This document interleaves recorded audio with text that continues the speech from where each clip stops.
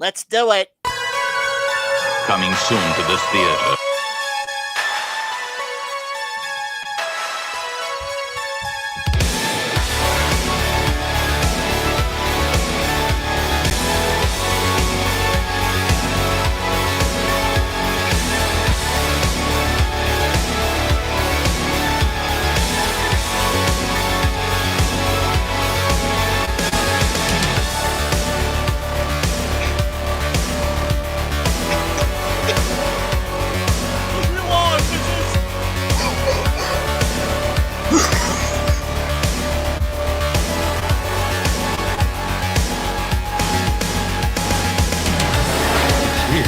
It's alive. It's moving. It's coming this way.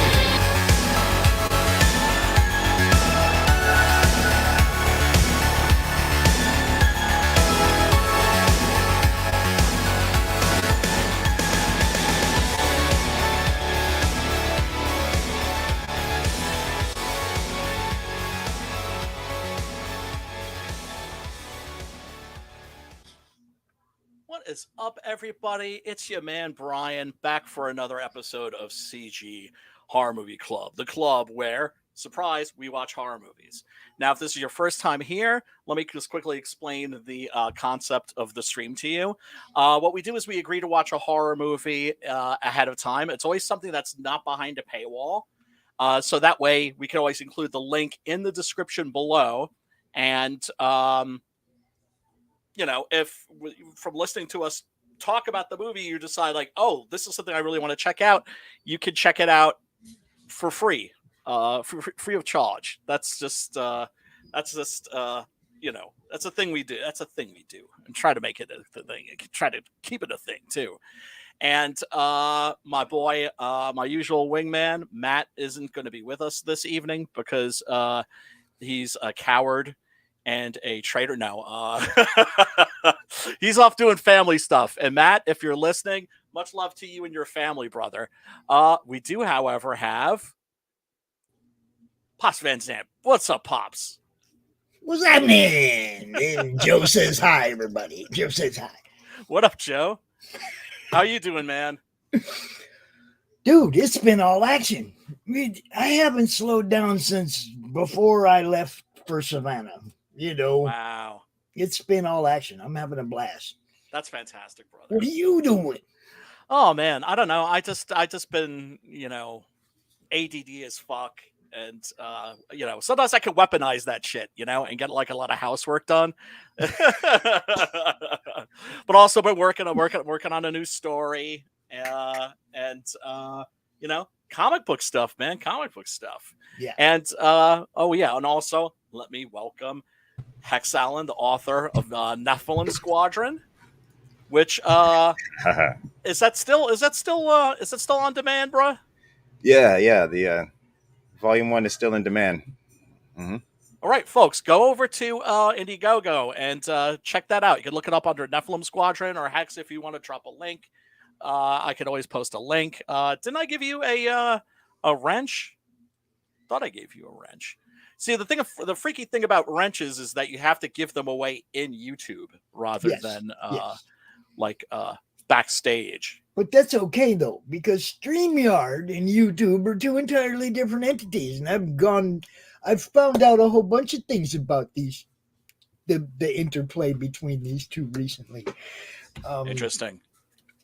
Yeah, I mean, ultimately, everything's going to be under, one corporation. It's like big fish swallows little fish. And well, I mean, I was told that YouTube doesn't like when you use like links in your descriptions and whatnot that are not YouTube links. Yes, I've discovered that. Yeah. StreamYard should be like, hey, yo, we encourage our people to broadcast in many places and interlink their shows and stuff, and you guys are kind of putting the hurt on the algorithm that our customers depend on. I know. StreamYard needs to like go, hey, yo, you guys, you ain't helping right now. But here's the thing. This is America, right? You know where you're at. Mm-hmm. And what is the number one rule in America? The rules are constantly changing. and Well, they're I mean, that's- changing as you play the game. That's the thing. That's yeah, but we're talking about using their platform. If they're going to make it so that we can't interlink other things, or they're going to dampen us because of that, we're just going to go to other places. well, YouTube. yeah. You know Yeah, what I mean? We're just going to well- broadcast to other places, just like what Facebook. I've just quit going to Facebook Live because I'm tired of third world scammers trying to claim my content. Nobody owns 40 minutes of one of my shows. Look, man. Nobody. Look, I bailed You know? from. I pretty much bailed from Facebook when they changed their whole advertising Mhm. system, right? Where it was like, I mean, I have What's up, Sim? 2,000. What up, Sim? Yeah, everybody. Sim is in the house, but he has to burn a fatty before he can join us. So he's doing his He- thing. He, he can't sit at the table anymore. Yeah. Oh He shit. has to go out on the patio now. Oh, that's right. Oh, that sucks. That ain't right, man. That ain't right. And a man can't fucking light up a spliff in the comfort of his own home. That's just wrong, man. Well, Sim's gonna have to find out some other kind of solution for that. You know, like a little. if you like, have good chimney. ventilation, that's cool, but you really don't want to get resin all over all your shit. No. I understand that. I understand. I understand. Just- You know, I'm down. You know, I could sympathize in everything. But yes, oh, everybody. look, now he's in the chat. Look, Now he's in the chat. Now he's all up in the chat. it's your boy Matt. There you It's your are. boy Matt in the chat. What's up, Matt? What up, Matt? Good to see you, brother. Hope you and your family are having a great time, man. Yeah. So Hail to the family. yeah, most definitely. So tonight we are talking about Wes Craven's Swamp Thing from 1982, Yeah. featuring Adrian Barbeau's right breast and Adrian Barbeau's left breast. Now look, I'm sorry. Everybody loves tits. Okay? Everybody Right. loves titties. You- Everybody. You can be in They're the universally absolute popular. worst mood. You can be in the absolute worst mood, the most depressed state, Mm. and a set of titties and bring up smiley face. Yeah, Every this single time. film was very important for my formative years. You see what I'm saying? Yeah, you see man. what I'm saying? Wasn't there another one, The Deep or something that she was in? No, that was That's Jackie Bissett. Jacqueline Bisset. Which you're one was thinking she in? She was in one where she was on a boat too. Adrian Barbeau was in you might be thinking of The Fog, although in that Oh. she's in a lighthouse. No? Seems like she's on a boat. I She see was her on in a Creep Show. white uh, shorts, blue top. I mean, I can see it. I don't know what it is. Might be. She was I'll remember. primarily a TV actress at first. She was on the TV show Maude, and Yeah. then she was in a couple of TV movies, including one I think called A Stranger Is Watching, which was directed by John Carpenter. Mm. And that's actually the film where they met, and she ended up being Mrs. John Carpenter. And gee, I can't imagine like why he was hypnotized, right? And but they were an interesting pair because she was a city girl, and he was a country boy from Kansas, right? So very different backgrounds, but that's amore, right? Something like that. Yeah. But yeah, this came out in 1982. Now, the original Swamp Thing comic, oh my God. I have very, very fond memories of being scared shitless by one issue, and specifically the cover of Swamp Thing. Now, oh boy, where do we even fucking start with the history of Swamp Thing? I guess the best place to start would be David Copperfield style at the beginning. And here, let me get rid of that. Let me see. Let me get the. There you go. There's the link for Hex's Okay. in the chat right there. For All right. Nephilim Squadron. Go check it out, yo. Okay. Yeah. Most definitely, Thanks, folks. Fox. Yeah. I mean, I'm looking forward to that book. It should be cool, and you know, I mean, it's going to be Hex's. Well, this is your first comic, right? Oh yeah, this is. I'm doing the magnum opus first. Don't ever, man. I always tell people Get it don't ever do that. But Hey, you know, my dad always said I was a contrarian. well, it's like don't do as I do, do as I say. I'll be fine. It'll be Because fine. You'll be pleasantly surprised and might even find that it's the best thing you've ever read. So damn. That's how you talk. That's how you talk. Hell yeah, brother. Hell yeah. You know, it's funny. The first time I met Hex, he was trying to bust open a wine bottle. A lime bottle? What? Yeah. A bottle of like lime juice? No wine. Wine. A wine bottle. Oh, a wine bottle. Oh yeah, I didn't have a corkscrew. So what? You were trying to like break the end off or something? I think I used a nail. I nailed a nail in there and then pried it out with a pliers. Yeah. Oh, It was Jesus. great. That's the first time I met Hex. We had a blast. That's funny because I don't remember that. I was like, friends for life. I like this dude. Cheers. Yeah, Now, I'm on coffee yeah. now, so I have to behave. I'm on Trying to sell a book. oolong tea.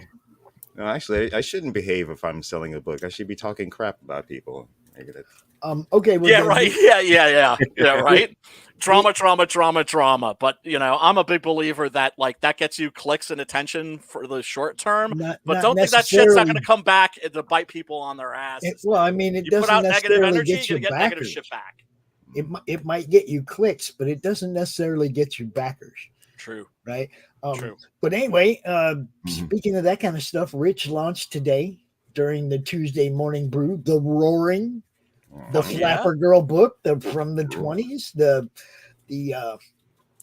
what are we calling them guys? The deli mob. I don't know, something. You just about the flappers? topping mafia. That's flappers were all over the world at that time, but specifically, this is about like American gangsters. Yes. Okay. This and it's not a historical; it's a fictional, okay, but based in a time, okay. You'll see some people you recognize in this book. There's original art available, all kinds of cool stuff. The link is way up at the top of the chat. I dropped 3 books that are trying to get funded. You know me. I want to make sure the fans get what they want. Give them what they want, man. So that means I try to help these guys all get funded. That's the deal.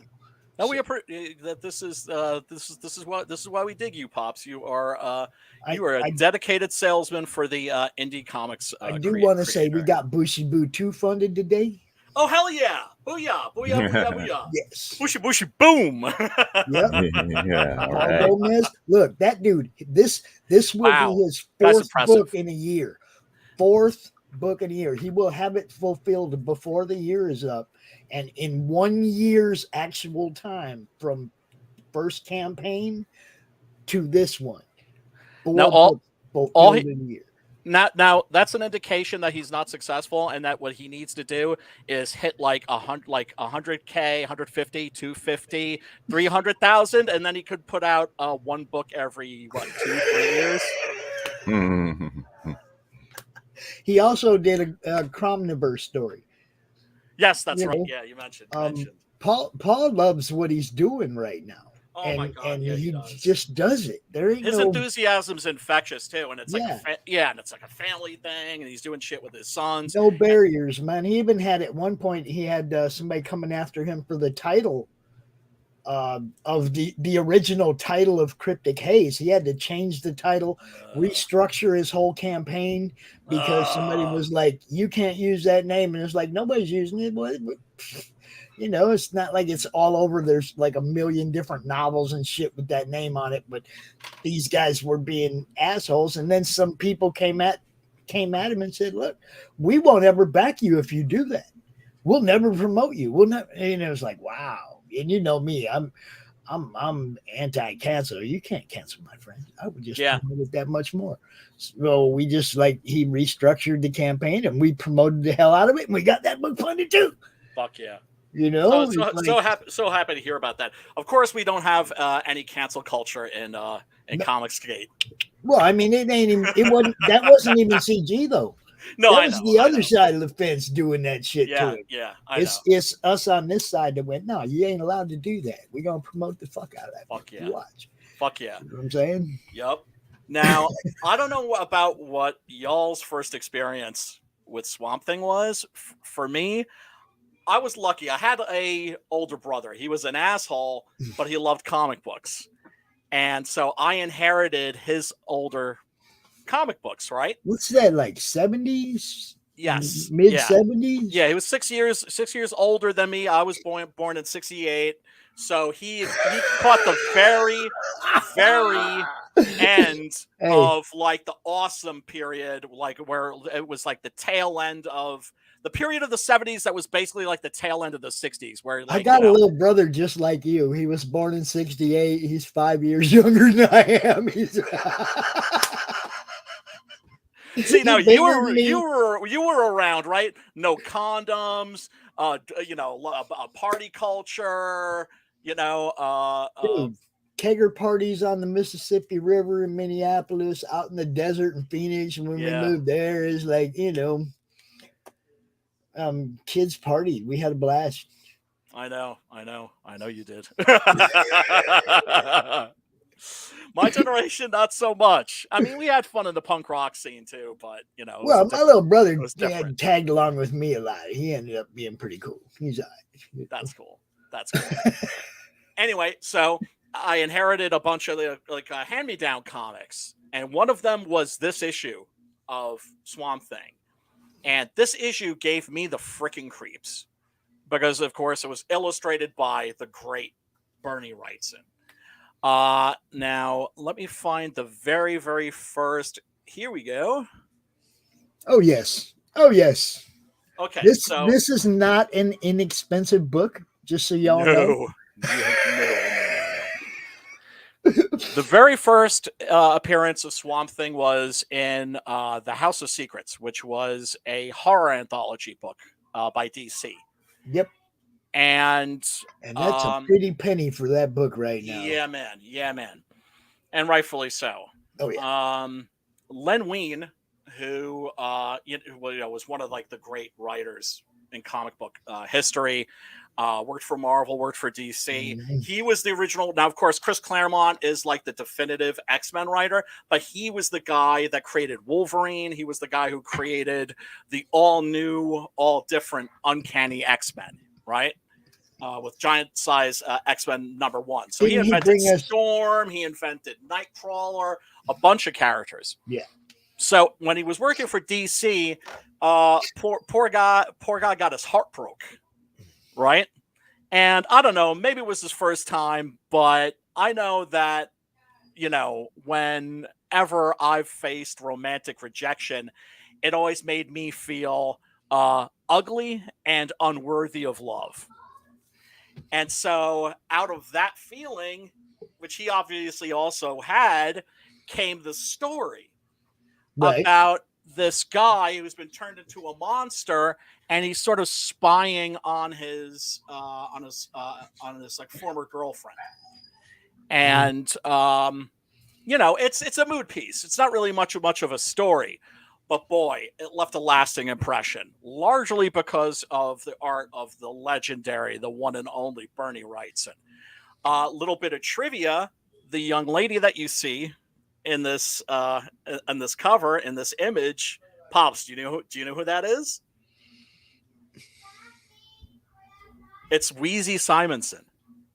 Oh, that's right. It's Walt's wife. Yes, it's Walt's wife. Yes, yeah.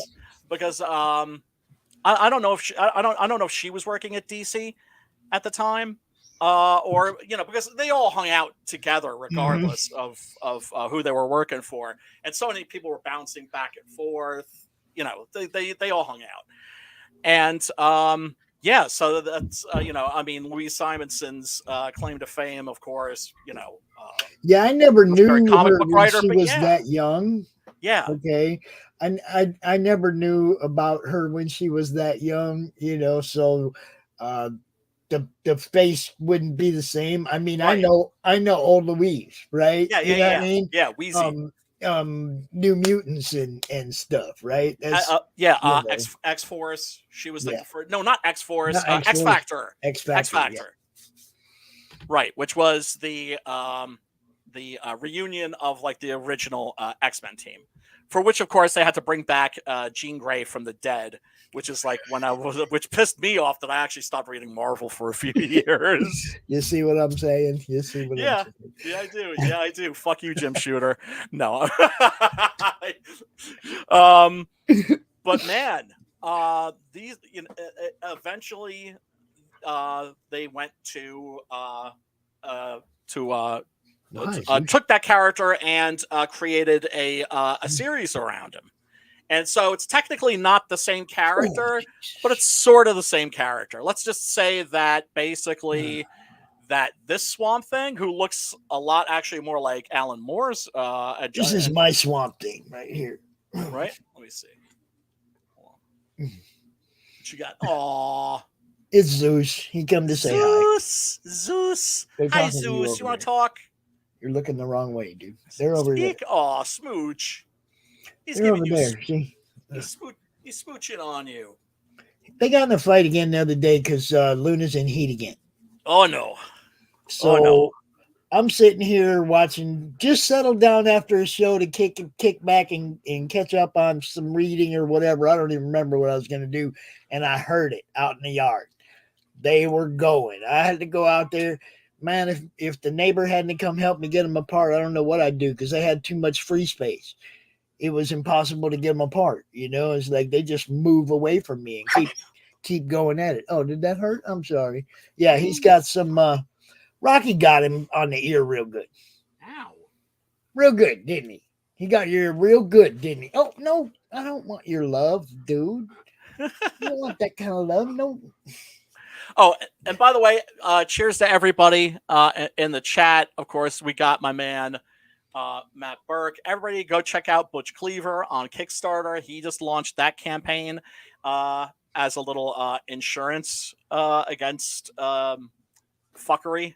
Yeah, it's and that's, somebody asked me, you know, what's up with that, and I told him, I said, man, it's like he asked me, why isn't Matt promoting it? I said, well, he kind of is, but it's more of protecting himself so that nobody can go over there and try and, you know, duplicate his account, you know. Yeah, I just set up a Nephilim Squadron Kickstarter account, but I don't think I'm going to launch. It's just there to block, you know, anything. Just so that they know this is mine. Don't let nobody else do this, you know. What's up, Slipstick? What up, Slipstick? Good to see you, brother. Slipstick. So, but yeah, I did send you that though, that trailer. If you want to play it, it's in your email. Okay, yeah, maybe later. Okay. So the thing that fucked me up when I was a kid, and I read that I think it was the third issue of Swamp Thing. It wasn't Swamp Thing. It wasn't Arcane. It was the Unmen. These motherfuckers right here.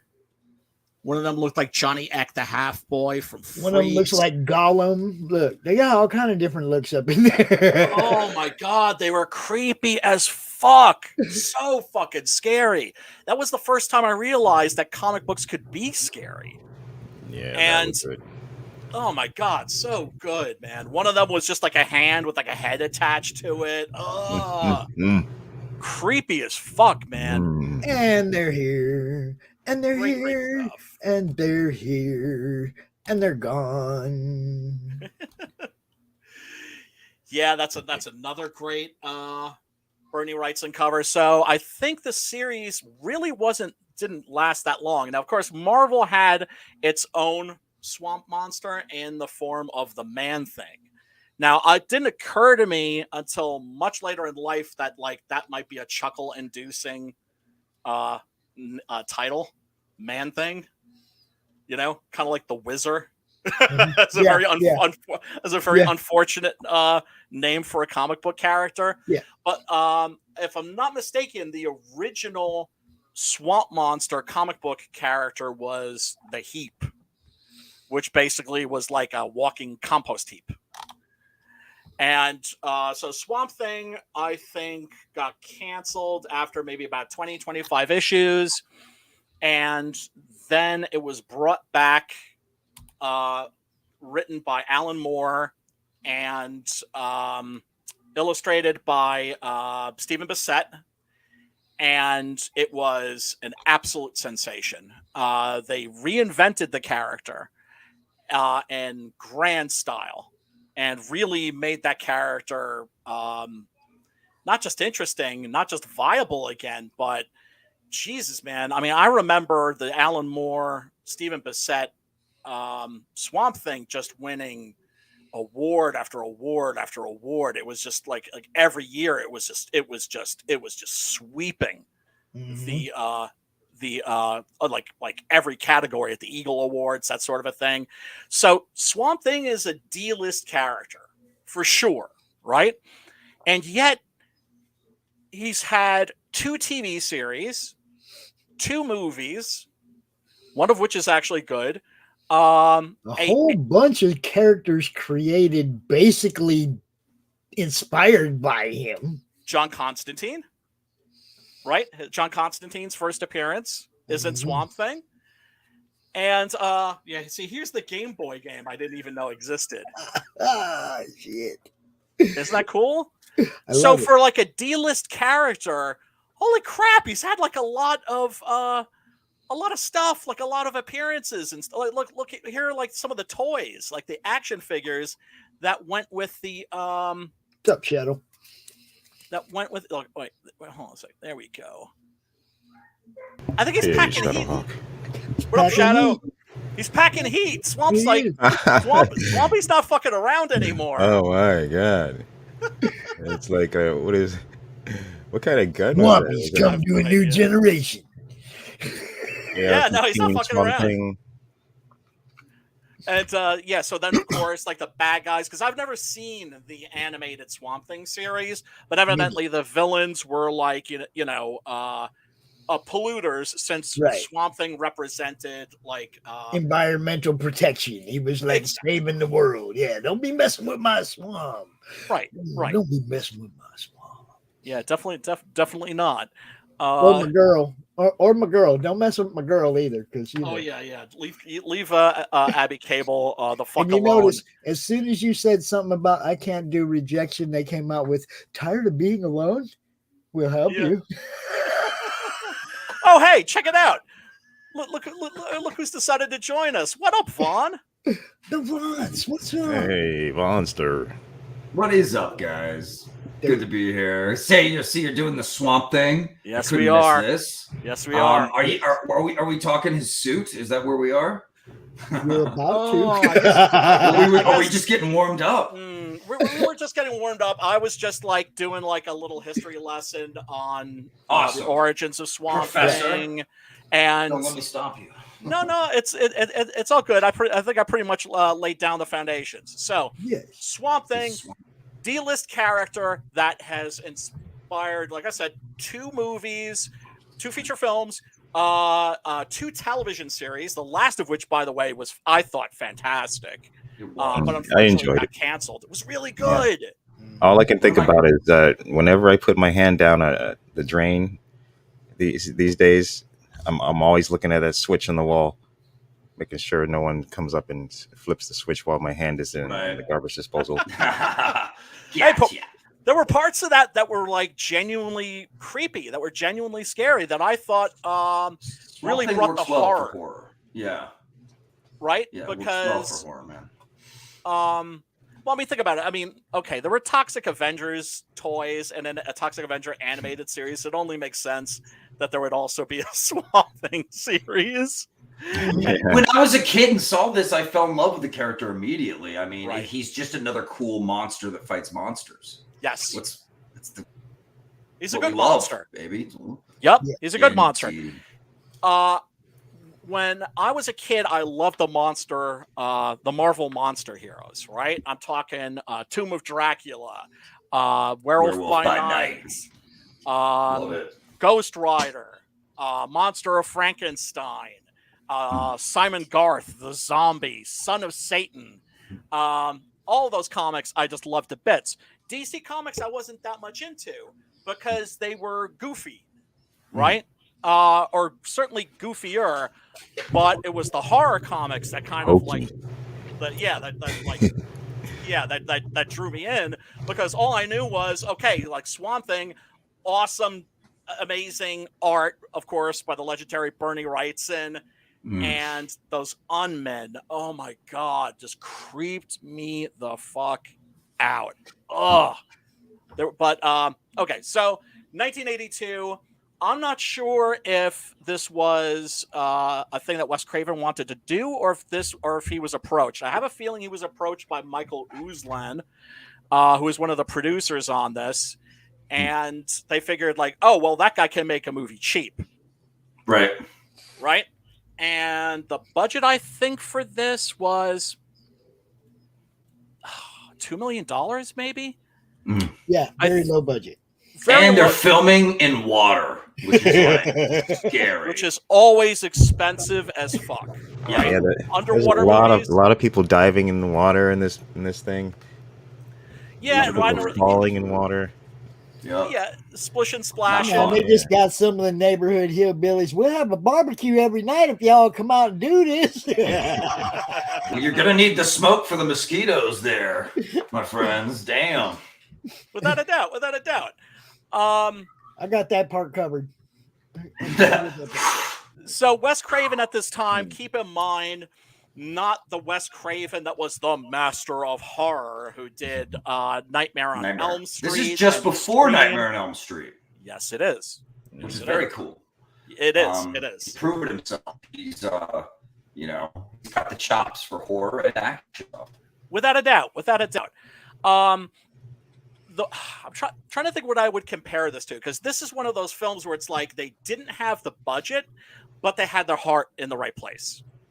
Mm-hmm. And I guess another movie like that would have been that crappy Fist of the North Star movie that was made, where they just like, it's like, it's just like, or the Roger Corman produced Fantastic Four. Which was made but not intended to be released. Oh yeah, Shadowhawk mentions Morbius, Man Thing. The Marvel monsters were the shit. I always wish that they would, for the Marvel movies, that they would start making like a bunch of like lower budget films, like mid-tier budget movies, out of like the Marvel monsters. But I wish they would have just left Hulk alone as a monster. Well, and not we're never going to get the Hulk. I wish they wouldn't have made him a superhero. That's what I'm saying. Well, here's the thing. The Hulk is a superhero, but he's also a monster. Yeah, he's a better monster than a superhero. That's what I'm saying. Well, the thing that always bummed me out is that we never get to see the Hulk that I always loved, right? Because the Hulk was a very sad character. And, it would be a terrible cycle for him. It's like he would go where people were, people would freak out, he'd get pissed off, go on a rampage, and then he'd be like, okay, everybody fuck all y'all, and I'm going to go off into the forest, I'm going to go off into the desert to be alone. Yeah. But then he'd get lonely. And then he'd go back where people were, and the whole thing would start all over again. And it was the sadness and the sorrow of that character in the comics that always endeared him to me that you never see in the movies. My Hulk was the one that the Doctor Strange had to tame to be part of the team. And keep in line. Oh, yeah. Okay, the Defenders, dude. That was my Hulk. Okay. He was not a team player. He was Doctor Strange. Like, you unleash him. Work, right? You unleash the Hulk. You don't tell him what to do. Well, what you do with the Hulk, or at least what Doctor Strange would do with the Hulk, he basically treated him like a cannon with a lit fuse, and would point him in the right direction. He'd be like, "Yo, Hulk, I know you're pissed off. I know you want to smash, but you don't want to smash us. You want to smash those motherfuckers over there." Classic lunchroom tactics. That's what I mean. That was my Hulk. He was like, he was not nobody's buddy. He was nobody's buddy. I don't know why he respected the Doc. Maybe because he knew Doc would whoop his ass. But no, because the Doc because he understood that the doc was authentic, and like a child, he could smell bullshit, right? He and Doctor Strange just had this sort of special relationship. Like he understood the Hulk, and he understood how to finesse him, and finesse him he would. But yeah, I love that run of Dude, the Defenders. That's my Hulk right there, dude. That's my Hulk. Like I said, it wasn't nobody's buddy, but somehow Doctor Strange made him. Even Rick Jones. Rick Jones would follow him around because he felt terrible because he felt responsible for turning him turning Bruce Banner into the Hulk, and the Hulk would always be like, "Fuck off, get away from me." You guys know if Swamp Thing and Hulk ever tussled? I'm sure they have. Oh, I don't know.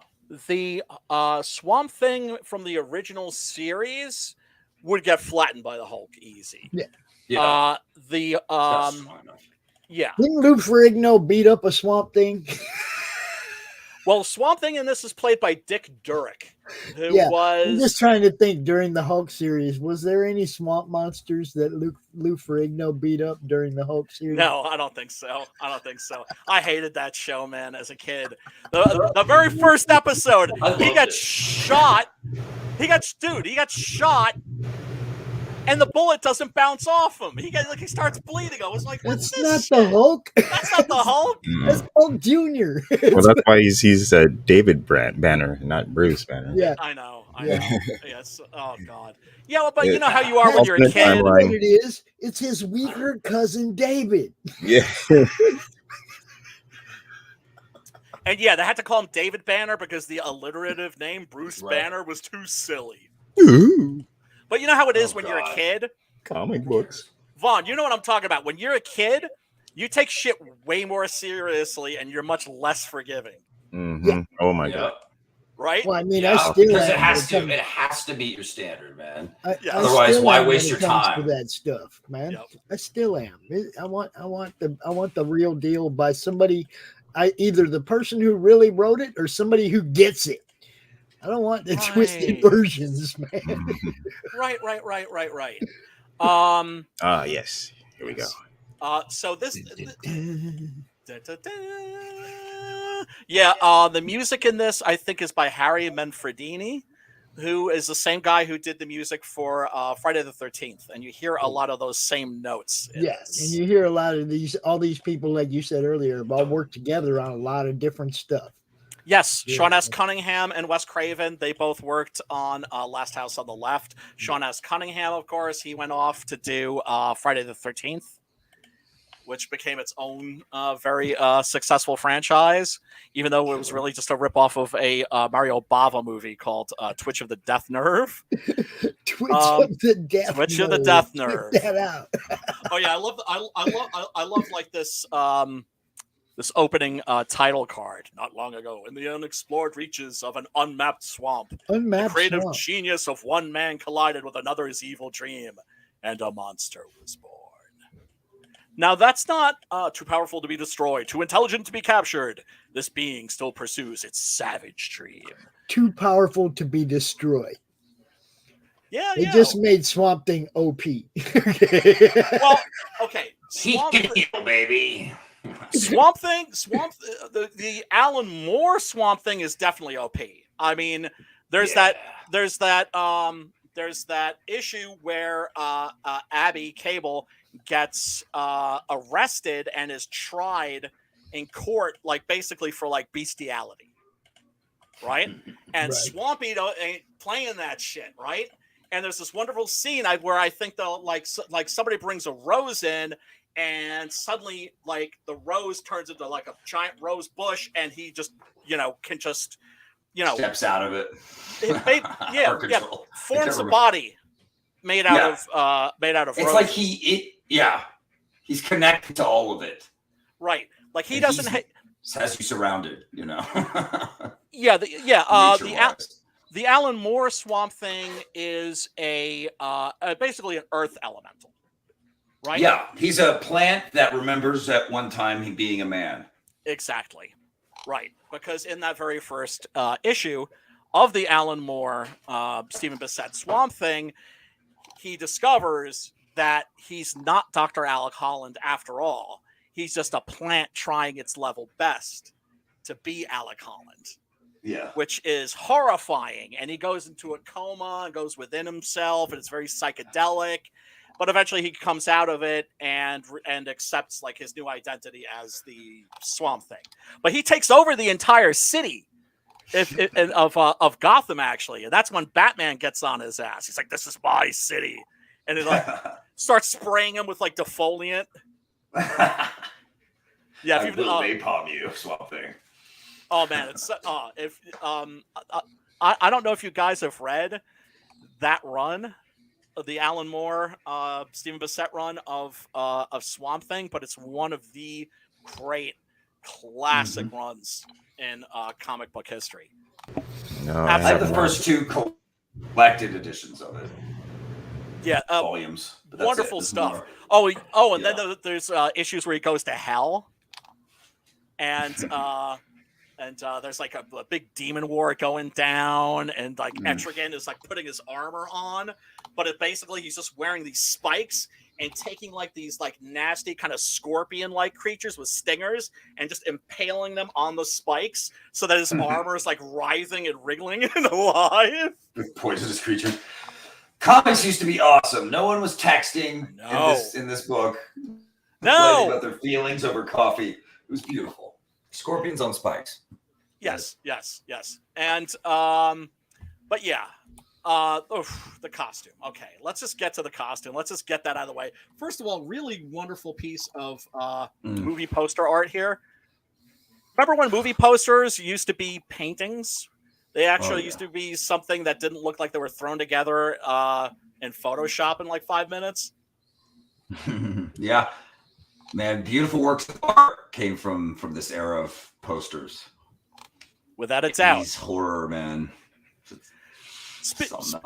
Speaking of beautiful works of art, John Carpenter's ex-wife. Yes, indeed. And Adrienne Barbeau plays Cable in this, and she's fantastic. What I love about her in this movie is that you completely buy her as this character. You completely buy her as like a tough chick, right? But she's still a woman. So it's like when she's like fighting God, when she's fighting, what's she doing? She'll like hit a guy in the nuts, clobber him over the head with something, and then run. Oh yeah, she had this one guy on the ground and just beat him. Murked him. It was like a matter of survival, So it wasn't like she's very smart. Fighting. And she ends up getting a gun and trashing some of them, I think. Yeah. Oh, dude, she blasts one of these motherfuckers and just see him murks him without hesitation. I mean, you would do the same, man. Hey, I got an older sister. Right? And when we were teenagers, we were walking through downtown Minneapolis, and she's carrying her purse and whatnot. And somebody said something to her. I don't even know what dude said, but that purse came from swinging beside her to upside his head, and dude was on the ground, and she was laying those heels into his ass like right now.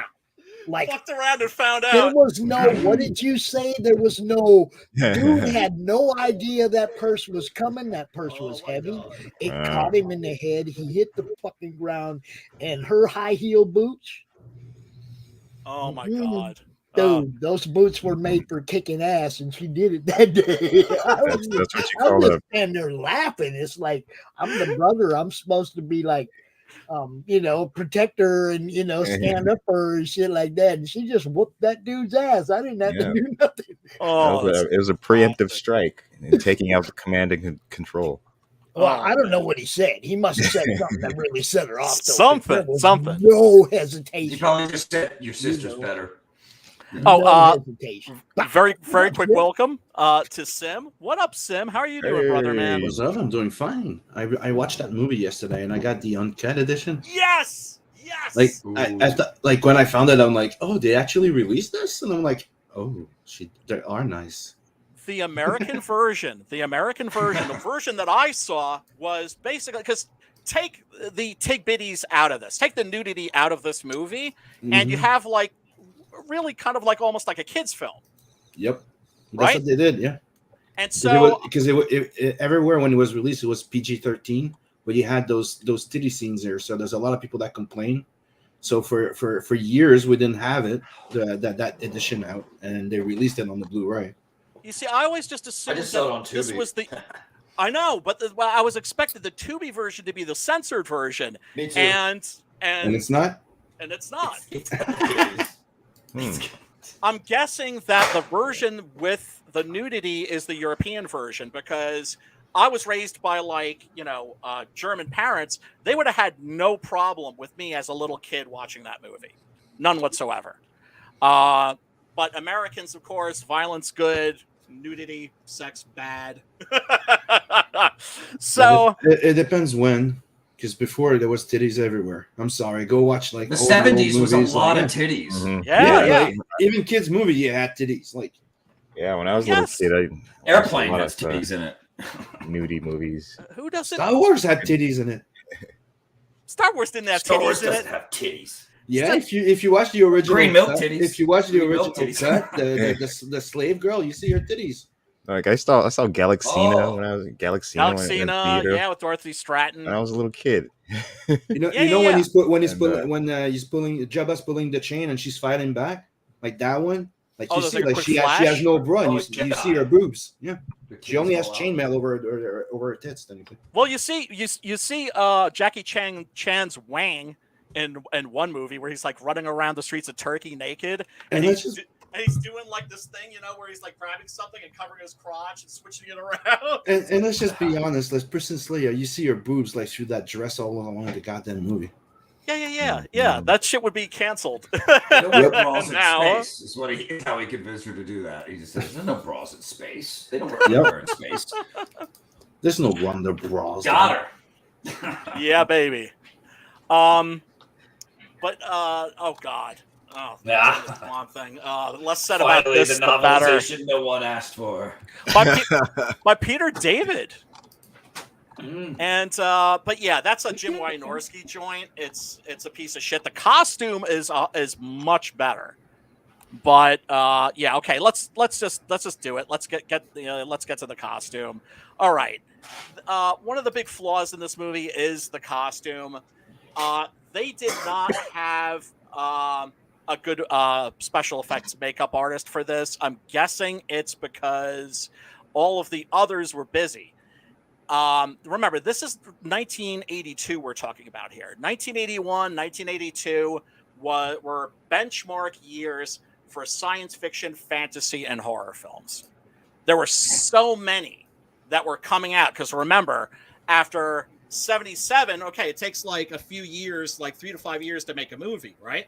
So all of the post-Star Wars stuff was coming out. Conan the Barbarian, Excalibur, Dragon Slayer, The Thing, Blade Runner. I mean, I could go on forever, and this was one of those movies. Now, this is a pretty cool design, right? I mean, it looks exactly like the character. Unfortunately, I think that the reason why the costume in this is often so cringe-inducing is because it's always very brightly lit. And I think that the big flaw in this movie is the second act, is the middle, where you see him a lot in the daytime. And when they're hunting for him in the swamps and the wetlands, yeah, I mean, it just, it's bad man in rubber suit makeup. That's a pretty good shot right there. But It's if cool. you're shooting a night scene, you can light it in such a way where you're Dude, not seeing I like the wanted that- flaws. I wanted that cowl. I wanted those red eyes. I wanted that look. They Yeah. could have done that. They could have Low- done that. I mean, It's so low budget, man, and they're The doing red- something every makeup Brian, artist come is horrified by, which is we here. have to shoot in the water with your Hey, makeup Brian, for Yes. most of the movie. Yes, Brian, yeah. What Vaughn just Brian, said. Yeah. look at this idiot. Rocky, come here. Yeah, and back then the red eye would have been a complicated thing. Come here. Contacts Brian. were around, Yeah, but they contact. were very often like Yeah. glass and hurt actors' eyes Come and were here. tough Yeah. to Come do here. for some Hold people. up. Hold up. Oh yeah, listen, really. Listen to him. painful. Listen to him. Talk. Oh. Guess who's in heat, Brian? Oh no. Oh no. You? Oh no. Guess who's in heat again? feeling Randy Pops. No, Oh. he's going crazy. bothered. 'cause Luna's upstairs, and we won't let him near her again. Oh, You remember last time this no. happened? Yeah, Remember? I sure do, man. Mayhem ensued. Yeah, Hex, the movie that Friday the 13th is kind of a ripoff of is a Mario Bava joint called Twitch of the Death Nerve, aka Bay of Blood. You can probably find that just about anywhere. I know it's streaming on You're not getting that. Shudder right now. You're not getting that. No, you're not. Oh no! You're Now, not getting that. big credit in Wait, this Twist movie. of the Death? What? Twitch of the Death Nerve, Nerve. Why Oh. don't you Yeah. keep it up, dude? aka Because we Bay have of Death Blood. Nerve. Okay. Yes. Thank you. One of the things I really admire about this movie is how it establishes a relationship between Cable and Holland very, very economically, right? In a way where it feels real, Natural. but yes, it doesn't feel It's charming. rushed. It Yeah. is. It That's is. good writing too, because they didn't have much time before Alec the old heave ho and turns into Swamp Thing. It was pretty quick in this movie. Right, and so so you have Ray Wise, who most of you would probably know from Twin Peaks, I suppose. And so he has a very limited window, about 15 minutes. Leland from Twin Peaks. Yes, yes. With that crazy Great dance actor. you could do. So he has a very I'll tear it limited off, too. amount of time to kind of hook you in emotionally, right? Where when Dick Durock steps in to replace him as the Swamp Thing, you still feel like you're connected to this character in some way, and the way it's written is I think a masterclass in economy, right? Where he is immediately taken with Cable because, well, because Adrian Barbeau, because that's why. She And thinks poor, that he poor and his Linda. lab assistant are a thing. And Oh, then it this gets is- there. There's that little revealing where it's like, no, that's my brother or whatever, right? Like, Yes. So then because- it's like, oh, okay, I can hook up with this dude. Yeah, because what happens is he takes her out like on the water, and Romantic. yeah, and he is making romantic overtures to her for sure. He's laying his back down, is what I'm saying, right? Gets and- lonely in the swamps. Right. And yeah, which I don't doubt. Yeah, and suddenly she shows up. I'd be psyched too, right? Mm-hmm. And so he's laying his mac on her, and she's definitely attracted to him, but at the same time, married dude. Yeah, Right? yeah. And Very. go ahead. It made it that much nicer for them to connect over the fact that he wasn't a creeper like she was used to. You know. Yes. And I like the fact that he didn't try to explain it neither. Yes. He just let her go with it. Just like Yeah. he smirked and just like It's like, okay. Right. And Very so chill, dude. right. So she's charmed by him, but at the same time, like, once he's like kind of putting his moves on her, she's like, right? And so, and then of course you have the secret formula, which turns out to be identical to the reanimating fluid in Reanimator. yeah. But back then, everything that was like special or something like that was always like free. It also looks a lot like Remember Ninja Ooze, Turtles? Yeah, this Ooze never and- forgets it's a comic book movie. It looks like Ooze, and it looks like that Daredevil stuff. I'm just saying. You think So- it's toxic? Well, I mean, It's always green and looks like snot, man. Always. it's toxic, but it gives you superpowers. Yep. So another example where the way she finds out what motivates him is she's like, okay, so like you've created like this super plant, right? Where, this plant is growing just from like a couple of drops on the floor or on the table. There's like a small tree there now, and it's super strong. And he explains to her, because she's just assuming that like he's creating a weapon. He's like, no, this could be a cure for world hunger. We're gonna feed the world. Right, yeah. And so he's telling her, and she could see his passion. And then she looks over and she sees this, right? Which is a picture of a starving child in Biafra or wherever, right? And so she sees that and realizes, oh, why did he put that up? That's his motivation. So when he gets tired or bummed out or whatever, right? We all, whatever we're doing, there's that moment where you run out of steam and you have to remind yourself what it is that lit a fire under your ass in the first place. And for him, that's what that is. Mm-hmm. And and so now she's really feeling him, right? Now she's really feeling him. But then, of course, in comes, oh yeah, that's right. David has jumps her in the shed, in the tool shed. It's just bam,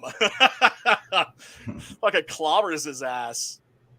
And then, of course, we have the entry of Louis Jourdan. Classic comic book, man. Let me just take this face off real quick. You meddling kids. When I was rewatching that movie, yes, I couldn't help but feel like it reminded me of Darkman. A little, almost every little point in it kind of Sure. reminded me of it, like the same premise, like even the bad guy, and you have one of the bad guys that's the same actor as well. I don't know, it was funny. Yeah. No, you're the guy that gets turned into that little midget. They have pig. similar Yes. beats. They do. Now, Louis Jourdan, French actor, probably best known for being a Bond villain. He was the villain in Octopussy. as Octopussy. He also actually played a very good Dracula in a BBC adaptation of the Bram Stoker novel. He is fucking fantastic in this. He's great at chewing the scenery without really being loud about it. Do you know what I'm saying? Yeah, he emits villain shit, and he's quiet. He's a very chill villain. It's his posture. He just Absolutely. owns the room. Yeah. Yes. And I'm taking this shit and this gun, and all these guys are saying that's why we're taking this shit, because we got all the guns. Right. But he's also one of those motherfuckers like Dr. Doom that is really, really smart, but not quite as smart as he thinks he is. Right? Like, what is it that always drives Dr. Doom crazy? If Dr. Doom wasn't running into Reed Richards all the time, he'd have ran the world a long time ago. Being second best ain't bad. Yeah. Unless you're Dr. Doom and your fucking ego is through the fucking roof. Then you right? just gotta get somebody else to kill that dude. It's narcissism. And that's why Dr. Doom is the best supervillain of all time. Why he's the perfect supervillain is because he represents that confining narcissism. He has a country that has sovereignty, though. He can just stay in his borders and do whatever he wants. He can stay within his borders. But it's never enough, is it?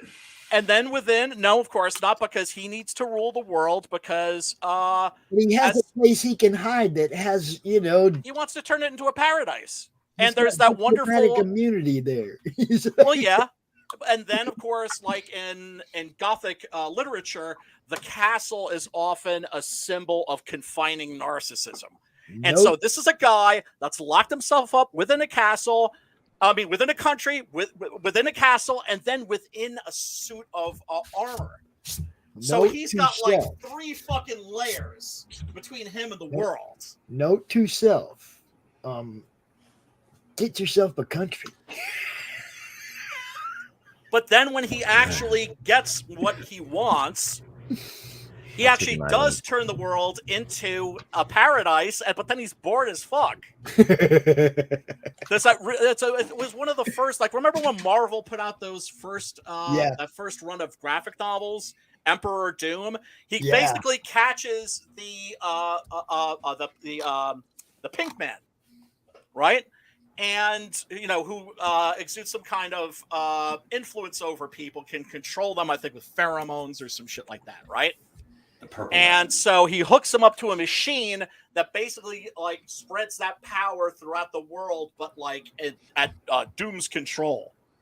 But there's a moment where like the Pink Man's just like, yeah, well, if you're so tough, why don't you take off that suit of armor? He's like, okay, bitch. And he's just like, well, how is it I'm not controlling you? And Doom is like, because I won't let you, bitch. Because that's how powerful his willpower is. And but then he turns the world into a paradise, and it gets fucking boring, and so he has to set the clock back. But in the scene where he murders Holland's sister, this has like real punch. It's a really great villain moment, and then he's quoting Nietzsche, right?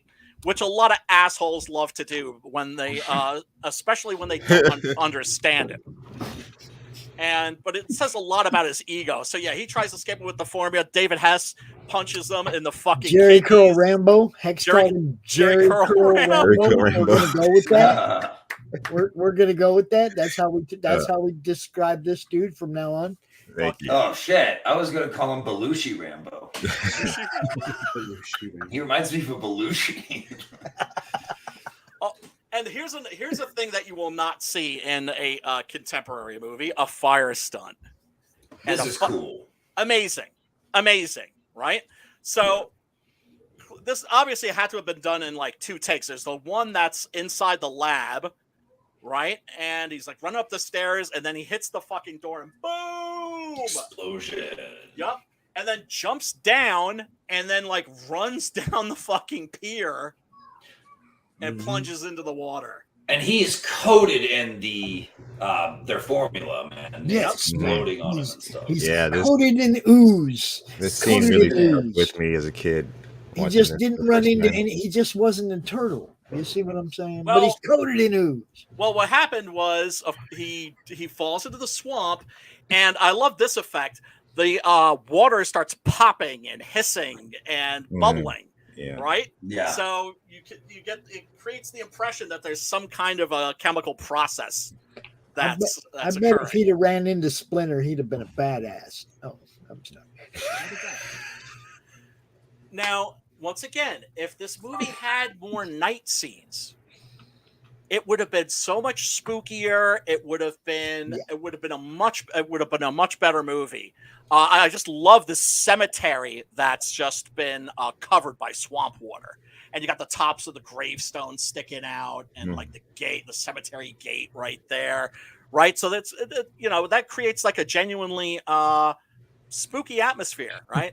But the Jerry Curl Rambo, David Hess acting basically like his character in Last House on the Left, and he's like trying to drown Cable, and then oh shit, grabs him by the Jerry Curl. It might be a little slippery. Yeah. Easy to grip. Oh, I thought it'd be bungee. Yeah, I guess bungee, absorbent. So that guy reads a book. And now you know the rest of the story. What I love here too is like when the goons run their car into him, he grabs the roof, right, and rips it off, and it just keeps like going, like it kind of just keeps sailing off into the air. Where it's very Superman moment. Yes. And the scene before in the water. Oh no, it's fun. It's fun. Yeah. The boat scene in the water, wasn't there a Wilhelm scream? Yes. The famous cinematic Wilhelm scream. Yeah. Yes. Normally, I'm annoyed by that, by the use of that, but in this, it's perfectly fine because although this movie isn't really campy, it has a sense of fun, and it never takes itself too seriously. It takes itself like just seriously enough, I think. I wish that there had been more of a horror vibe. Once again, I think a lot of that has to do with all the shooting in the daytime. Yeah. Yeah, that was that. Yeah, I think that's it. Is that the one? No, I don't know. No, that's not the one. It's actually when he jumps in the boat with these motherfuckers and Right. and throws one of them. But yeah, Right, but yeah, I mean, how can you not love this scene? He jacks their speedboat and is just coming at him like fucking Burt Reynolds in fucking Gator. And he jumps off, and then boom! Two boats touch, explosion. Yes, That's the comic book physics of that era. It's great. Yes. This is And a you hear comic book movie. Yep. It's boom. Yeah. No, it's a lot of. Oh yeah, fun. they do cool transitions too that are extra comic book, which was awesome too. The wipes, yes. The wipes are great. I like that. I felt like this was a kids movie. Maybe that's just because I was a kid watching it, but also this kid character you're getting to really like pulls you in for the whole, Oh yeah. At the same time, I mean, I think you can call it a kids movie, but it is so badass. You're not going to see anything like this for kids, anymore. It's right. But if you were a kid, you would, I mean, as a kid, I went crazy. I went crazy over this, right? Yeah. Oh yeah. And so. Oh yeah, because I could see myself. I just wanted to be near that heaving, welcoming, warm bosom that like this kid. So I wanted to relate to him. Oh shit. But here we have like one of the scenes that once again it's just like, wait a second, we're in an exploitation movie now. Now, meanwhile, behind the scenes on the set, this is what they were doing. And I wore thick glasses like that too. Oh, did you? Well, still man. do. Oh man, awesome. This kid's friggin' adorable. But this kid, yeah. The thing that's great about him too is he's so obviously not an actor. Uh-huh. Oh yeah. Because when you get kids who are actors, very often the problem with them is they act a lot rather than, in other words, they're like when Billy Bob Thornton was casting the role for the kid in Sling Blade, he, auditioned a lot of kids. And he said they were all like these little Shirley Temples, right? Where they could all sing and dance and all this shit. And the kid he went with, Lucas Black, who was freaking amazing in that movie, was just this kid who was just like, he asked him, well, what do you want to do when you grow up? All the other kids were like, oh, I want to win an Oscar, this, that, the other thing. He was like, I want to be a bass fisherman. Yeah. And so in that movie... And he still is, except when he shows up in a Fast and Furious movie. Oh, is he in that franchise? Yeah, he was the lead in Tokyo Drift. No shit. Oh, good Lucas for him. Black, yeah. Good for him. Amazing child actor because you never catch him acting. The only problem with this kid is sometimes he needs subtitles. Oh, definitely. Right? He's like, right out of the bayou. Oh shit! There goes the neighborhood. Good lines. And oh god, I can't remember the name of this actor, and it's pissing me off, right? Because he plays one of the commandos.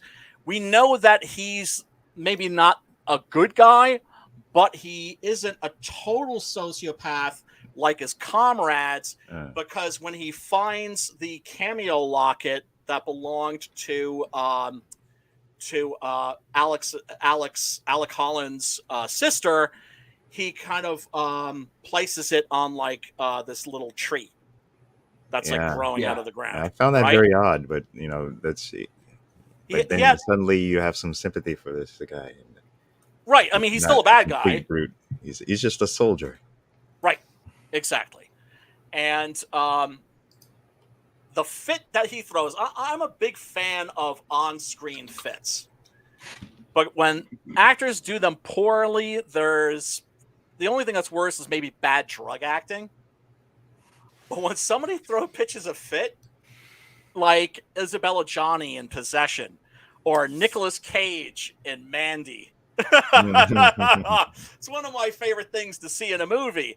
And the reaction that he has, I mean, he just absolutely sells it. That Arcane is just like, oh yeah, well, of course he asks Arcane, he's just like, hey man, like, so when are you gonna try the formula? He's like, you just did, bitch. Yeah, he's like, I hope you enjoyed it. Yeah, and it's a disturbing scene. Yes, isn't it? Yeah. He Yes. does a good job, man. Yes, because of this actor's performance. It's just genuinely fucking creepy, and then he turns into this dude. Yeah, and so Swampy, of course.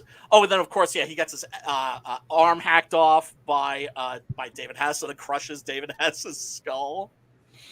But there's this wonderful scene where Arcane is asking him. He's like, I want to know, like why did it turn him into this little creature? And he's like, very simple. It's because the formula just makes you more of what you already are.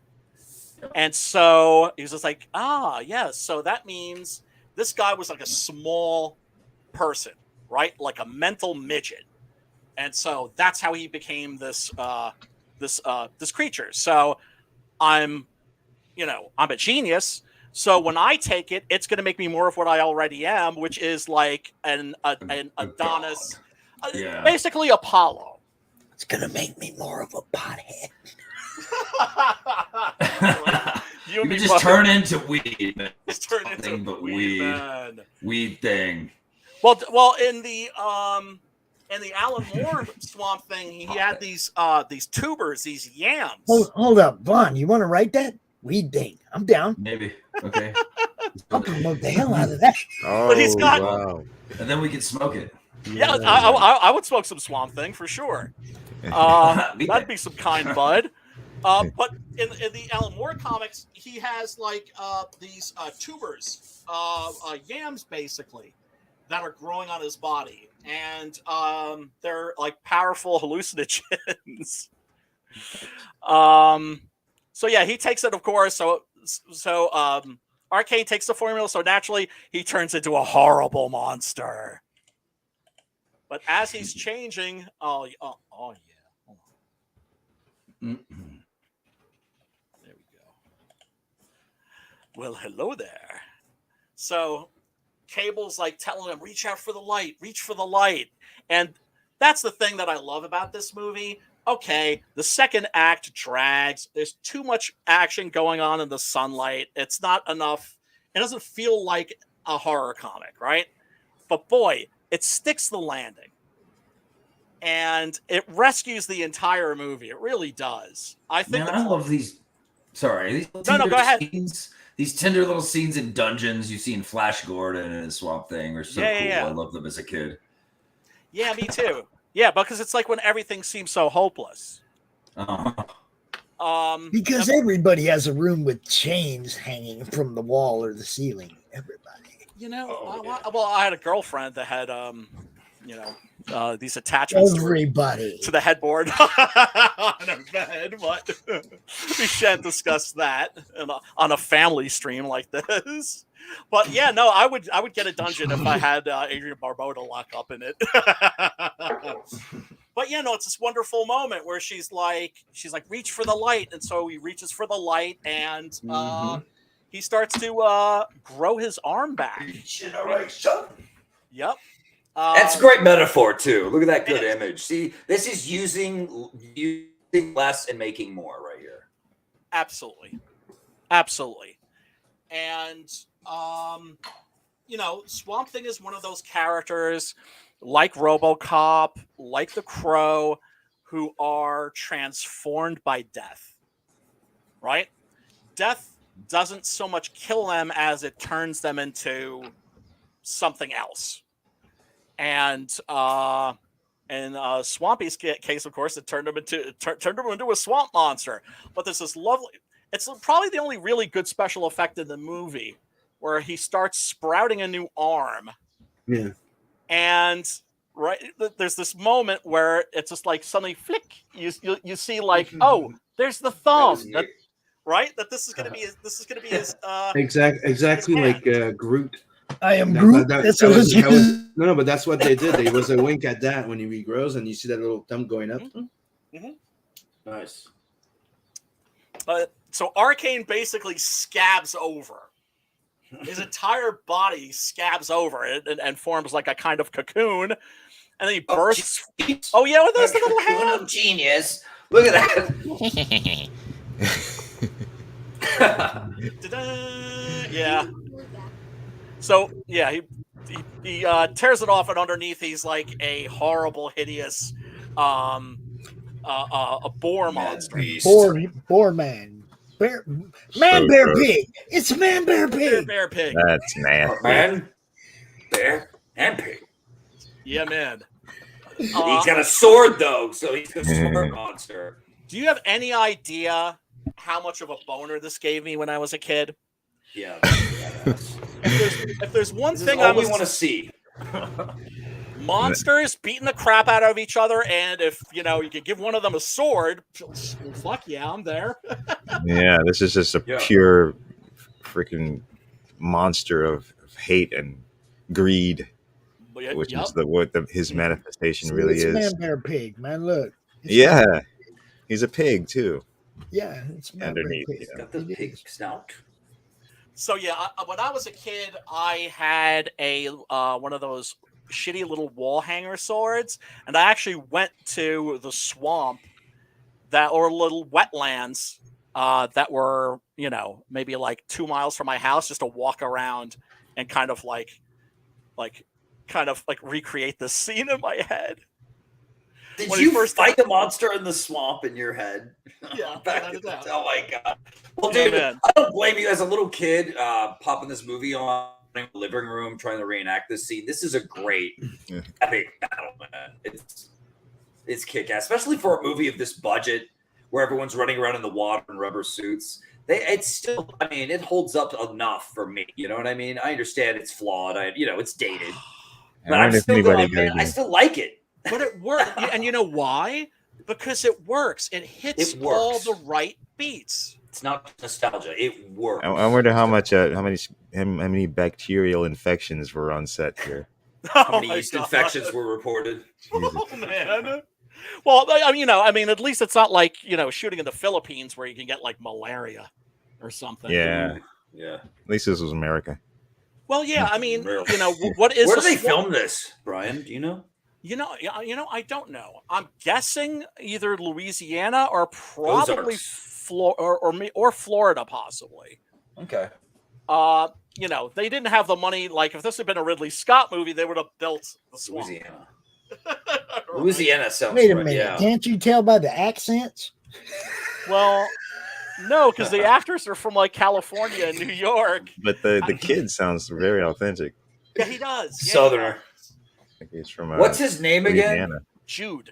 And he was only Jude. in. This is the only thing he was I in. love it. Yeah. This is You the didn't only. care The about- second one? Isn't he in the second one too?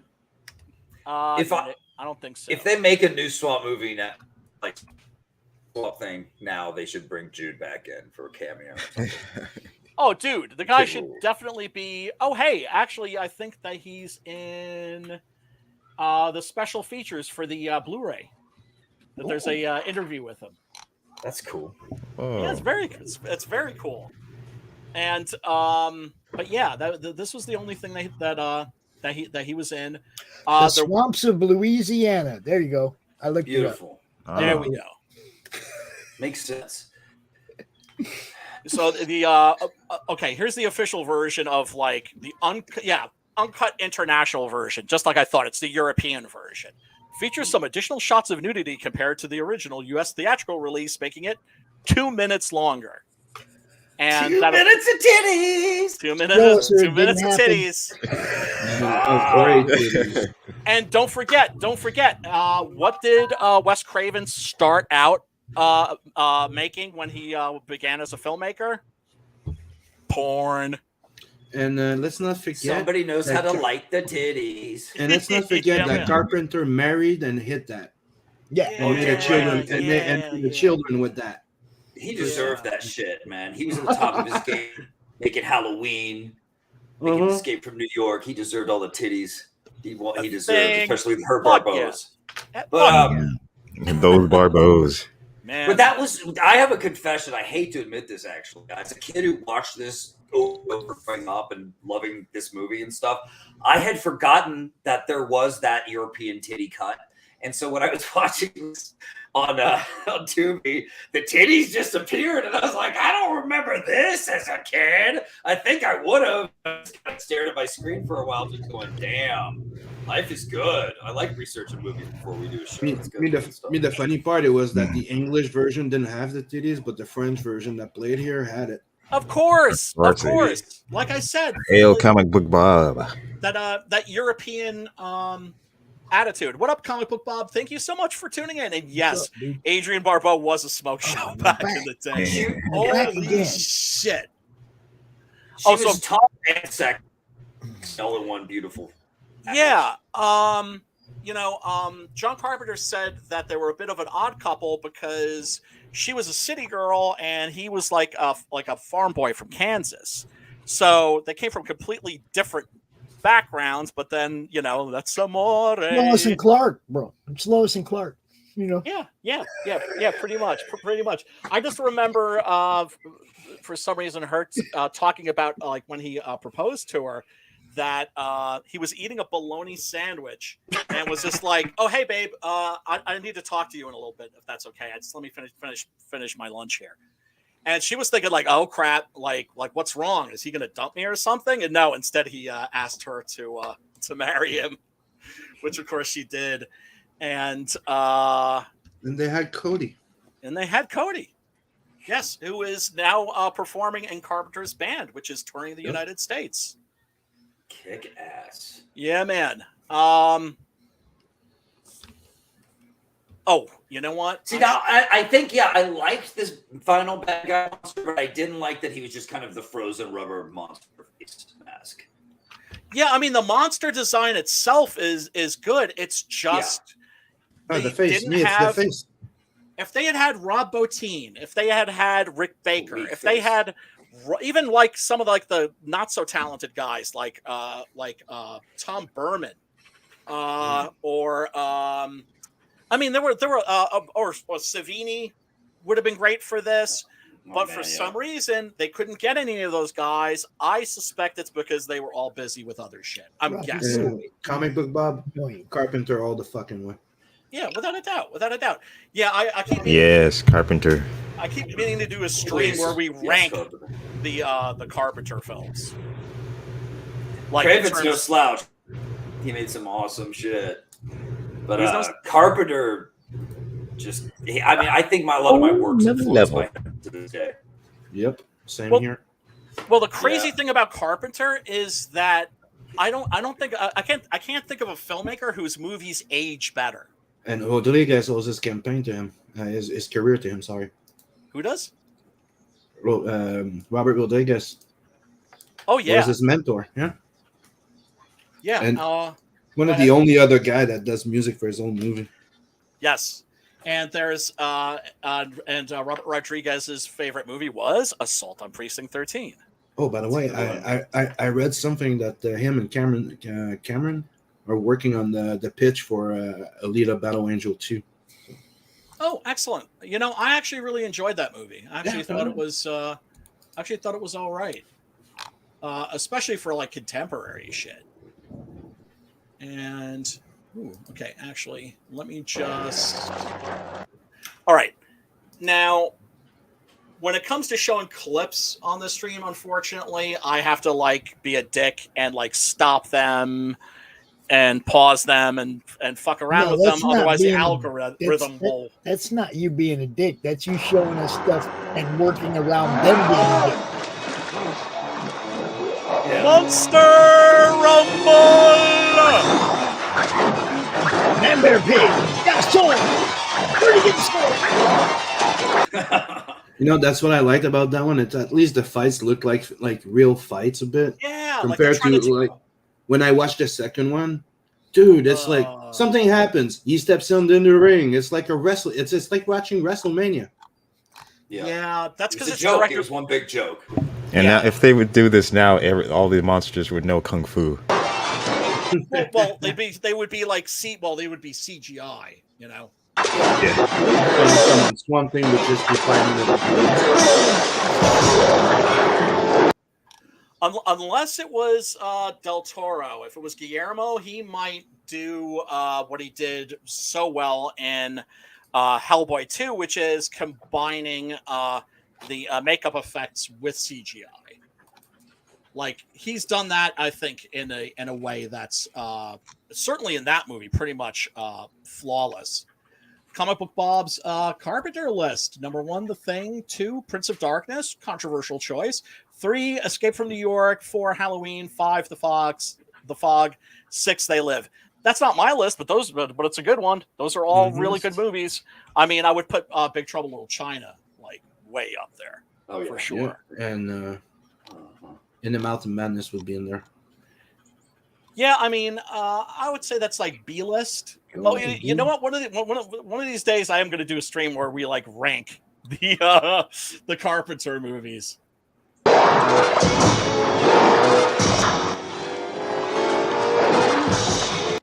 And he looks like he's actually trying to hit him with the sword.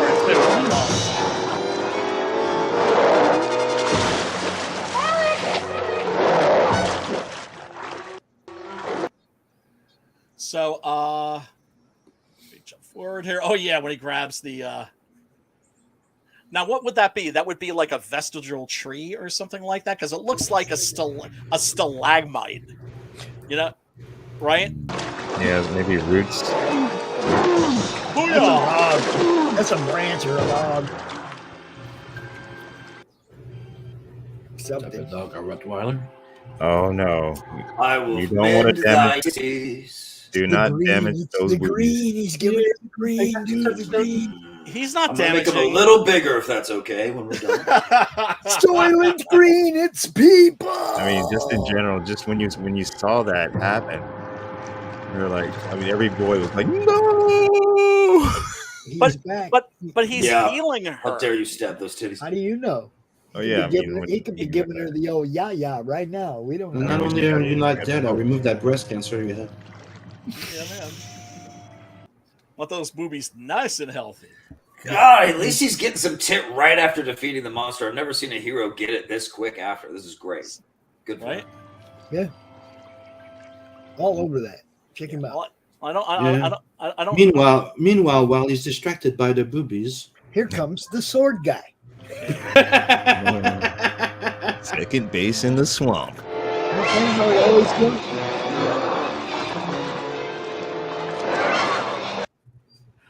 All right, I'm not gonna. Should I show the? and I like the fact should that they actually seem to be in a swamp. Like, you know, they have trouble going, like, walking. Oh, and stuff yeah. instead of just like floating or running everywhere. They couldn't afford to build this shit. They couldn't afford to build it. But what I like is that they souped it up. Like they gave it like a layer of fog. Right? Yeah. For the grand final scene, so you get, you know. Yeah. The epicness, the atmosphere. Yeah.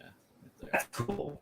So, because that's what this is. That's the image of Swamp Thing that I grew up with. It's almost Frankenstein-y. It's Frazetta-y in the swamp. It's mysterious. It's creepy. It's sexy. It's weird. Yes. It's awesome. Yes. And I just wish that this movie had more of this and less of the bright daytime shots. Right? Look how good it looks. Yeah. So, I mean, you know, ultimately, like my final analysis of this movie would be that it's a whole heck of a lot of fun. Yeah, I think it drags in the middle, but it starts off great and it delivers. It sticks to the landing. It has a very satisfying climax, I would say. What? Are you taking that the wrong way? You obviously is. No, I'm taking it exactly in the spirit that you delivered it. Your mind always just immediately goes right in the gutter. What can I tell you? You mean the grotto? The There you grotto. go. Get out of my grotto, Sim.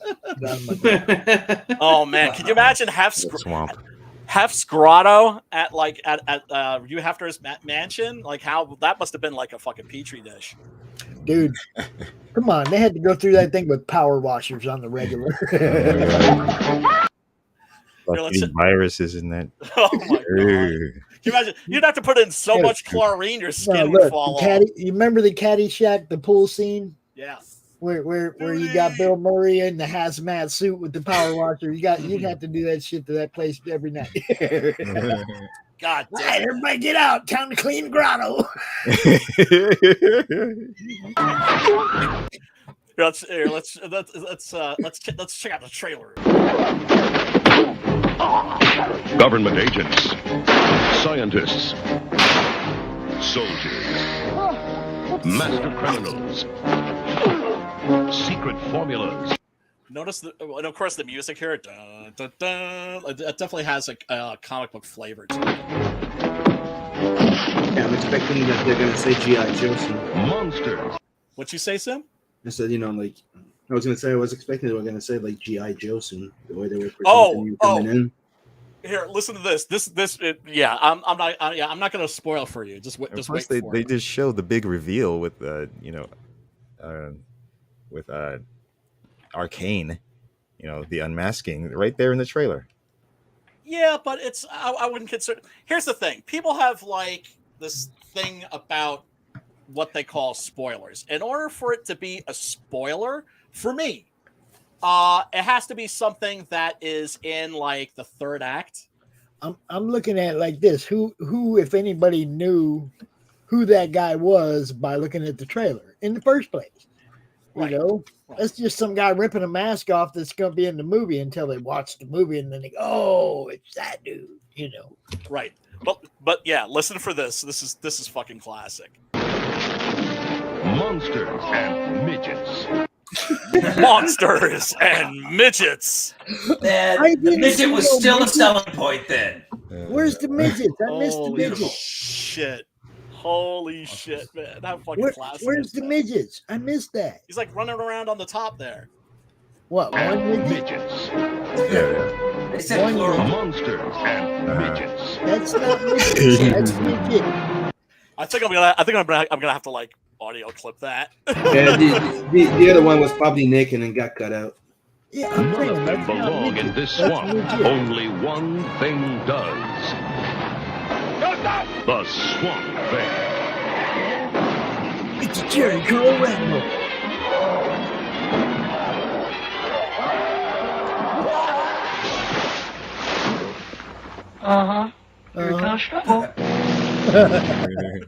The Swamp Thing. There goes the neighborhood. Young Hags. You know what you remind me of the way you talk? He's not talking about the swamp thing. He's talking about Adrian. Do you remember the show Malcolm in the Middle? Yeah. Remember that kid that's always out of breath when he talks? Yeah, it was so annoying. He reminded me of him in the beginning, like until I figured out that it was just Hold like up. his Yep, pet. here we go. This is it. Sorry, America, you can't have the boobies. Adrienne Barbeau and That's for the Europeans. the Swamp Thing, an outrageous pair in the incredible adventure that grows Get that? An outrageous pair. on you or all over you. The Adventures of the Swamp Thing. The comic book legend lives.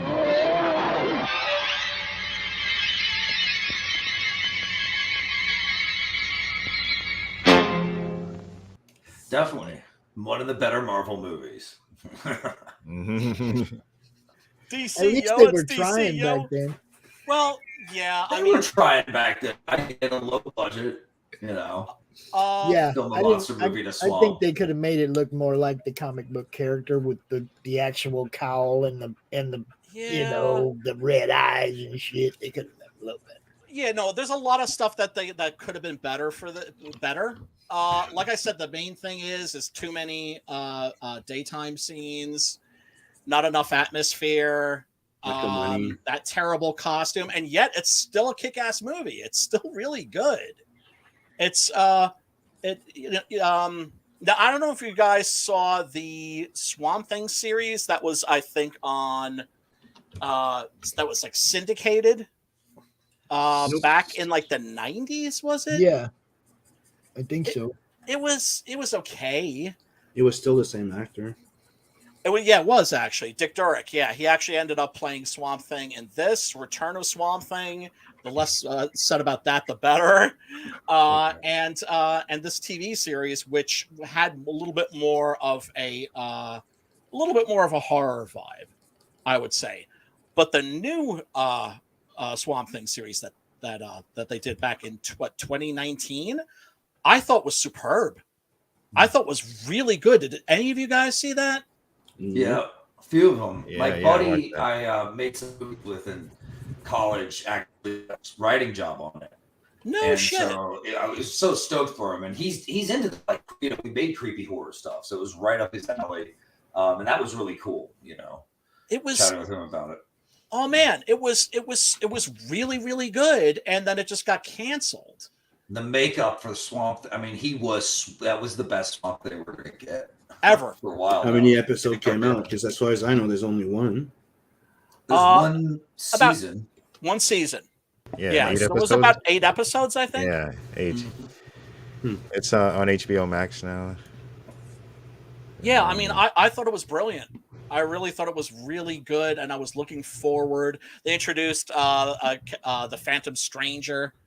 I was looking forward to seeing what else they were going to do with it. The Blue Devil. The Blue Devil, yeah, it looked like they were going to do like a Blue Devil spinoff, possibly. Yeah, right at the end. Yep. Looking to see if I have a pic of that. But yeah, it was. So I mean, the future of Swamp Thing is unsure, uncertain. I know that at one point they were talking about bringing him back for a Justice League Dark. There was a animated version of that. So yeah, the animated one's pretty good. Yeah, the animated. But like usual, every time they try to make a live action movie of an animated movie, they fuck it up. Well, that's because they're not watching the animated films. The first Suicide Squad movie would have been awesome if they had just basically taken Batman Arkham Assault and just turned that into right, or the Flashpoint, right? For the Flash movie, it's just like watch the animated film, do that. But of course they don't, and they never do. Now, I think Ezra Miller finally came out today. Not him, but I guess his publicist released like an apology, and that he's gonna try and not kill people and like hit women in the head with chairs. He says he's going to therapy and that he's going to do his apology tour. It's like, I thought those didn't happen anymore because everyone just knows it's. Is this going to be after the lobotomy? I don't know. I don't know. All I know is see how good he can be. After they had him in cuffs, he's suddenly like, "Oh, I'm sorry, everybody. Didn't mean to scare the hell out of everyone with the kidnapping and everything." Jesus Christ. Well, look, he's non-binary, so he can do whatever he wants. That's just his armor, but we all know that's fake too these days. So no, of course, it's a $200 million movie investment, right? Yep. So it's hard. It's hard to just pull this one out. But wouldn't it be cool if they spent a little extra money and maybe made it so that he's no longer Flash by the end of the story and someone else takes the pants off? No, I think that's actually what they wanted to do because they said that they were going to write him out, right? Mm-hmm. He was not coming back, and they were doing reshoots. So my guess was that's what was going to happen. They were just going to re-edit the ending where he's gone. Like Michael Keaton is getting replaced by Batfleck. Okay. Yeah. Well, look, I would just dump that shit on streaming as fast as possible before they find the first body. Yeah, that motherfucker's dangerous. I'd be curious to see, what's his name, David Ayer or something like that. Yeah, keep saying that his original version of Suicide Squad was way better than what it was, and I kind of be curious. I'd like to see that in streaming. Oh God, Do you know how fucking stupid the people at Warner Brothers are? They're obsessed with the word dark, right? Because, after The Dark Knight came out, everything had to be dark. Universal's dark universe. Yeah, they just finished their metal phase right now. Right. So metal, everything metal. So And then some they're gonna go so through some the golf phase. so some Emo asshole at Warner Brothers is like, well, we want the film to be darker, right? Suicide Squad. So you know what they did? They made the movie darker. That's to say they turned the brightness down. Yeah. Mm-hmm. Like the entire thing with the Inca god or something with the witch stuff that was supposed to be Steppenwolf. Interesting. The witch was not so dominant in there neither. Like the entire ending is different. Look, all I could say is And if you remember, how does the armor of the guy looks like? Exactly like Steppenwolf. They just change his face. yeah, but here's the thing. He's also saying, David Hayter, that is, he's also saying Jared Leto killed it, but it ended up on the cutting room floor. I'm just like, Leto no bueno. He was a terrible. I don't know. From what I saw, like there was scenes that you see him in the regular Joker aspect. Like I'm not saying I love his laugh where he's the fucking great freaking Joker. It came out way better.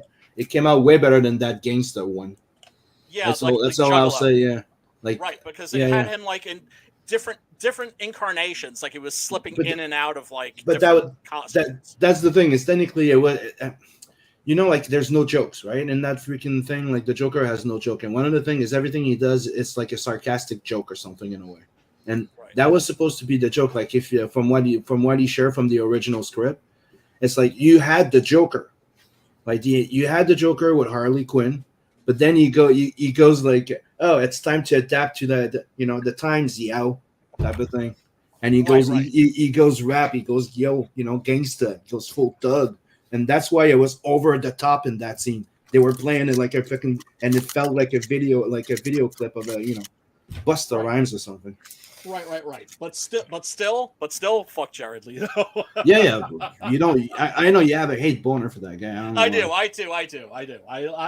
admit that he's one of those people that I love to hate. And the fact that pussy refused to wear makeup for the Morbius movie made the colossal failure of that film just like I don't know, it filled me with Schadenfreude. That's all I can say. I don't know. There's a whole bunch of movies. There's a whole bunch of actors that did that, dude. That's why Sylvester Stallone, no mask, Dread, and just Dread. Like it's a thing with most actors. You cannot hide my beautiful face. Nobody will know that it's me. It's acting. But also people should not even know that it's you when you're acting, for Christ. Exactly. Yeah, exactly. Who gives a shit who it is? I just want to know how to do the part. Yeah.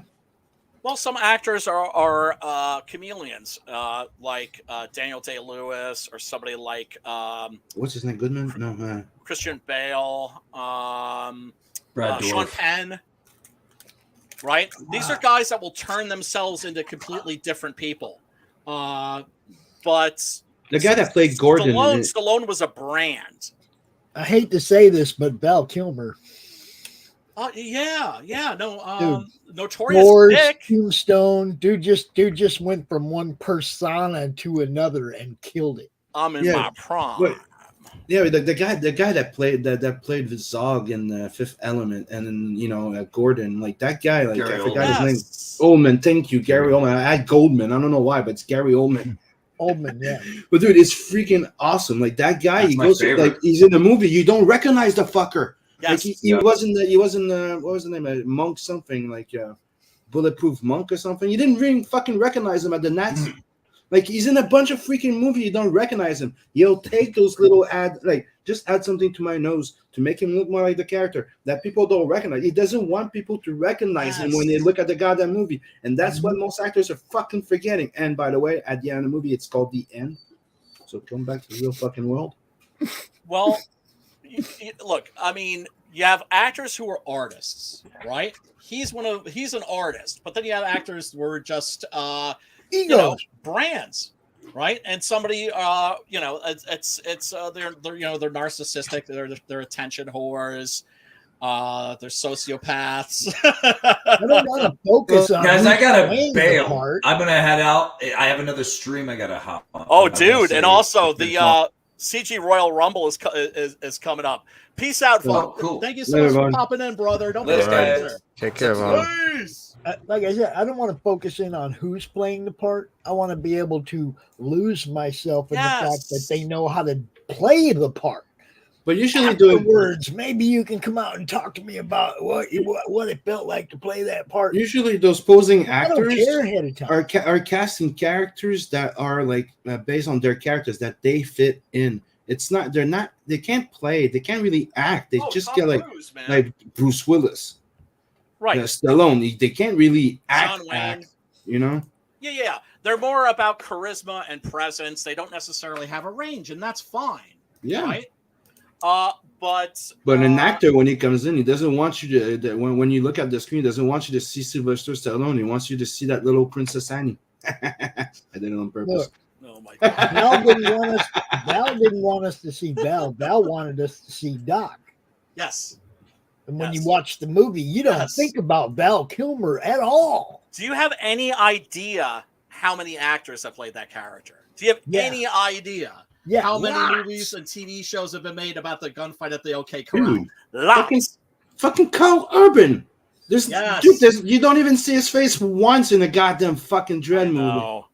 He's acting completely And he's the with one that bottom insi- half of his face. And he's the one that insisted on it. Yep. Yeah, well, because he's legit, you know. And also, my favorite thing about the fucking J.J. Abrams Star Trek movies, I love his McCoy. I love the fact that Dude, he's a great actor. he's brilliant. Yeah, he's fantastic. And I Matt know he can't wants to find play any Dredd birthday again, but candles. And he's great as Butcher. Matt fantastic. can't find- oh shit, we got Eric Hodson in the chat. oh, what up, Eric Hodson? Dreaded Dinosaur. hey, what Matt up? says he can't find any birthday candles. I don't know where he's at, but you go by the cakes where the cake decoration and Oh. icing and shit is. You go there if you're at like a Walmart. There's power stores that are just for parties, man. They got all that shit. Oh, haven't you heard? There's a wax shortage. Oh shit. Yeah, much love, Matt. If that's, I think maybe it's his wife's birthday, possibly. Oh yeah, I think it is his wife's birthday. Hope you have a great one, Matt. We miss you, brother. And Dreaded Dinosaur says, "Love Swamp Thing." Yeah, I mean, like I said, the TV series that they had was great, but it seemed like nobody saw it. Right? It's the same thing like Doom Patrol is like that too. It's did not brilliant. want it to succeed. It's I mean they kind of dumped it. Now with the Netflix Sandman series, which I have zero interest in watching, they didn't they gender swap John Constantine? Isn't John Constantine? Yes, Yeah. and they put the fucking cunt that played Clara in Doctor Who. Like the freaking person that everybody hated. Oh. Well, she's Constantine, and you know what's the story behind it?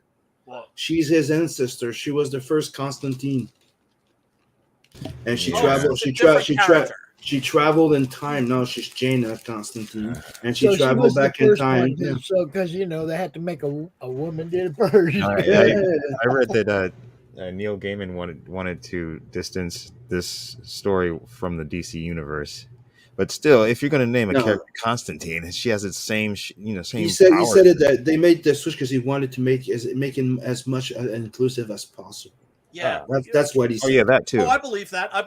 You have to understand that Neil Gaiman was woke before woke was cool. Oh, Yeah, but don't forget, dude. You're also talking about those fucking crooners, okay? Those what do you call the skirt hunters, okay? Oh, so yeah. So I'm sorry, like it's one of the things that that a lot of people are forgetting.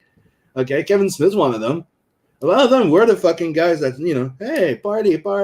Let's hey, girl, gorgeous, and trust me, #me too, guys. So you better bend the knee.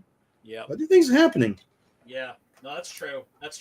I mean, I've never been a Neil Gaiman fan. I because I remember reading Sandman and thinking, wow, this guy's trying very, very hard to convince me that he's a good person. That's not your job as a fucking writer. That's not your fucking job as a writer. I don't want people. Yeah. Without a fucking doubt, man. Without a fucking doubt. It's like, but, what can I say? The woke era was made for him. And then okay, let's just face it. He's an emo cunt, and that's what he is, and that's why he fits in. Yes. And when they race swapped Death, which I'm like, okay, well, as long as she's still like, a black goth chick, right? I knew black goth chicks in the goth scene, right? But no, instead it's just like some. She's Mary J. She's Mary J. Blige. Oh God. Come on, Hex, we like that one. If it, oh God, it's just porn bots are back. Porn bots. I have. Well, yeah, that's because I mentioned Wes Craven did porn. Yep. Which he would never talk about, and I don't think they even necessarily know which movies it was that he did. I don't know. I'm not that much of a fan of porn. I don't even know the actor's name. Really? That's incredible to me. I know Ron Jeremy because fucking Ron Jeremy. Who doesn't? Who doesn't? Who doesn't?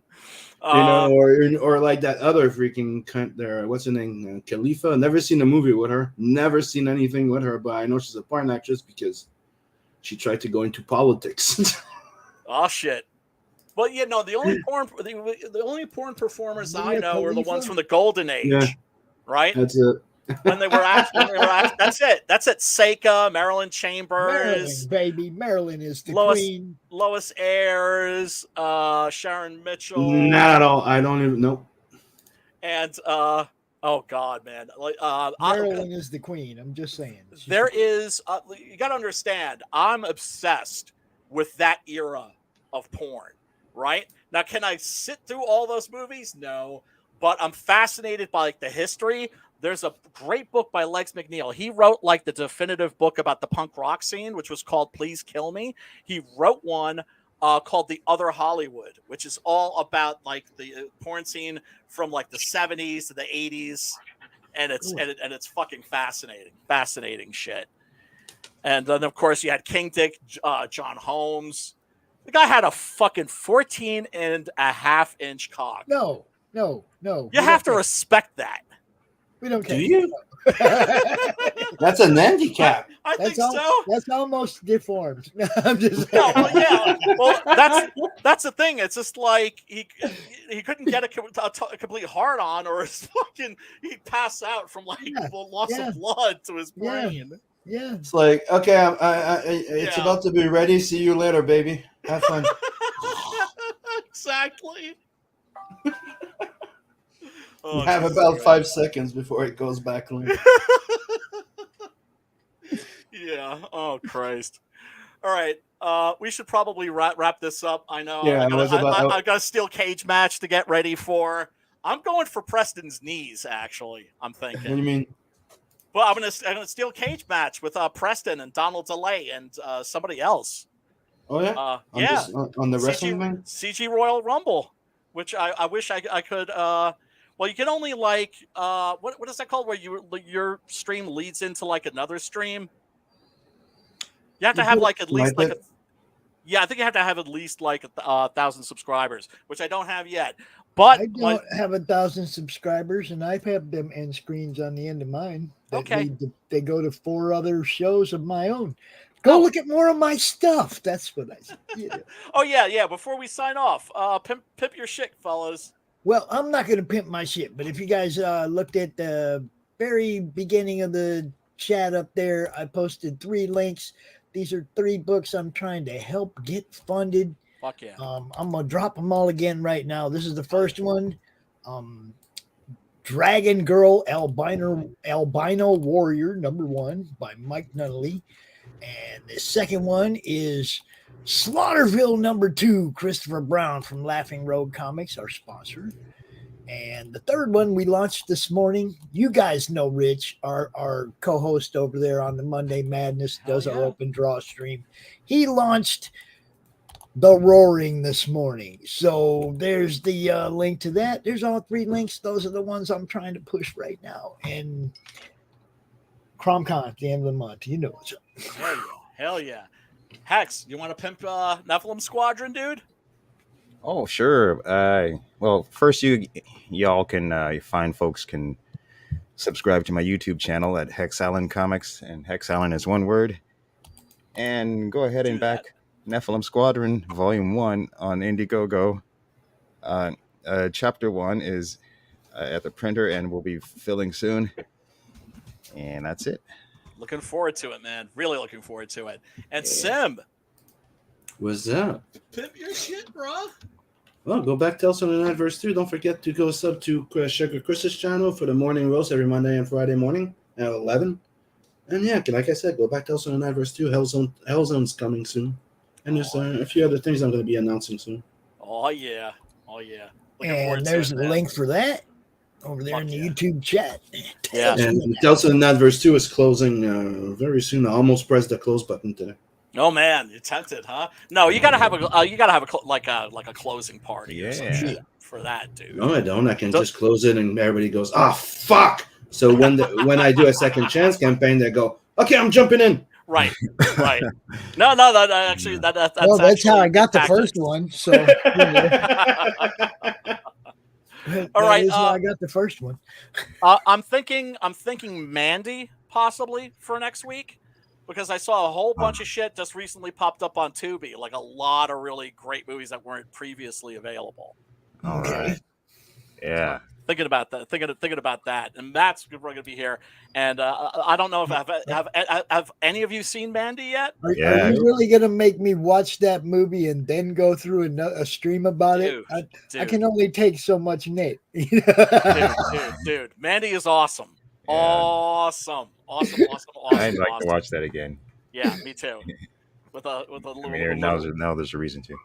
Yeah, and trust me, Pops, it goes very well with a little wacky tobacco, if you know what I'm saying.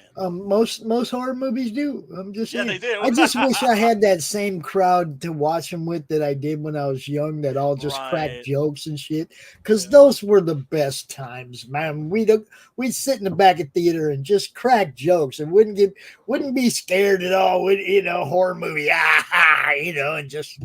Everybody trying to one up each other on cool, See, when we were kids, we'd be shitting bricks, but we wouldn't let our friends know it. That's what I'm saying. Everybody knew that. Jokes and try to be cool and shit instead of really going.